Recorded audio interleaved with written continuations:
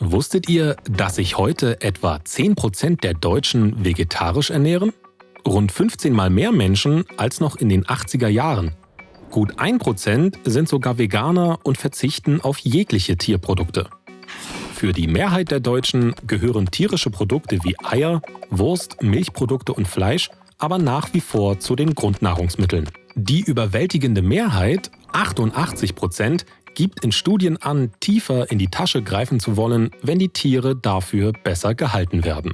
Doch bringen Labels, Logos und Etiketten, die den Verbrauchern zeigen, woher die tierischen Produkte im Supermarkt kommen und wie die Tiere gehalten wurden, wirklich was fürs Tierwohl?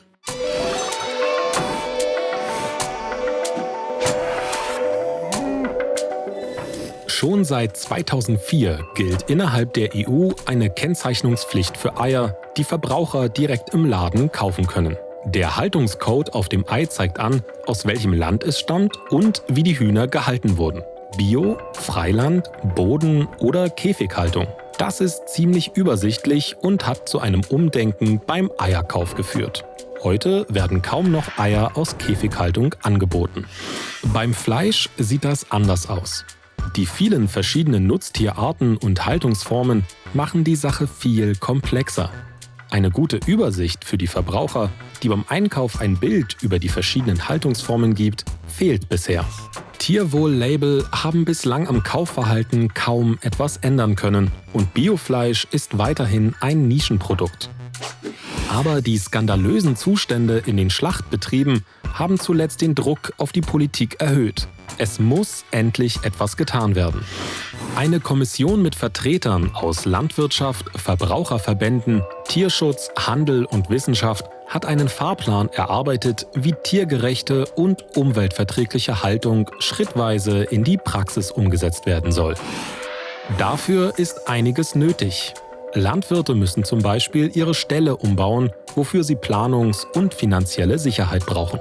Dafür soll es eine Tierwohlprämie geben, die den Umbau der Tierhaltung finanziert, Nutztieren eine artgerechte Haltung ermöglicht und die deutschen Tierhalter auch vor Billigfleischimporten aus dem Ausland schützt.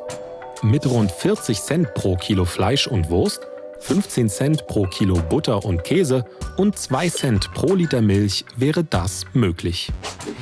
Die Politik findet den Plan bisher gut und die Preiserhöhungen wären für die Verbraucher in einem vertretbaren Maß.